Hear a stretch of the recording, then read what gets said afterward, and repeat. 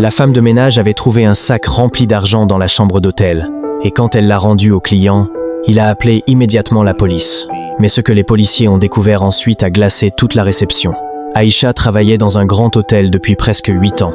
Mère célibataire, toujours souriante malgré les difficultés. Les employés disaient qu'elle acceptait même les heures de nuit pour payer les études de son fils. Ce soir-là, un homme très riche était arrivé avec plusieurs valises, montres en or, voitures de luxe.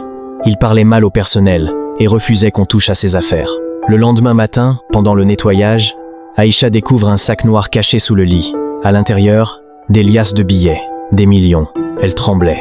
Son loyer était en retard. Son fils avait été renvoyé de l'école la veille. Pendant quelques secondes, elle regardait l'argent sans parler. Une collègue lui a murmuré que personne ne saurait jamais si elle prenait une partie. Mais Aïcha a refusé. Elle disait toujours que l'argent sale détruit les familles. Elle remet donc le sac à la réception. Quelques minutes plus tard, le client descend furieux. Il ouvre le sac, puis accuse directement Aïcha d'avoir volé quelque chose dedans. La réception entière devient silencieuse. L'homme crie qu'il manque de l'argent. Il menace d'envoyer Aïcha en prison. Les policiers arrivent.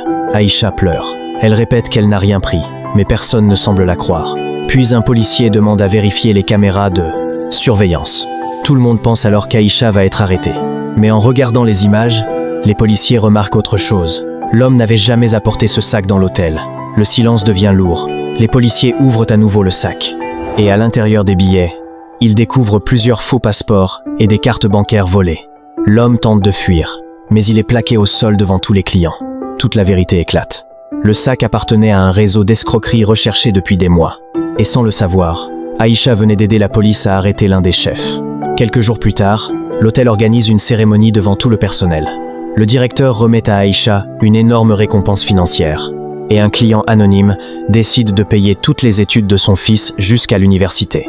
Le bien peut sembler lent, mais il finit toujours par rattraper le mal. L'honnêteté coûte parfois des larmes au début, mais elle protège une vie entière. Quand tu fais le bon choix dans l'ombre, la vie finit toujours par l'éclairer.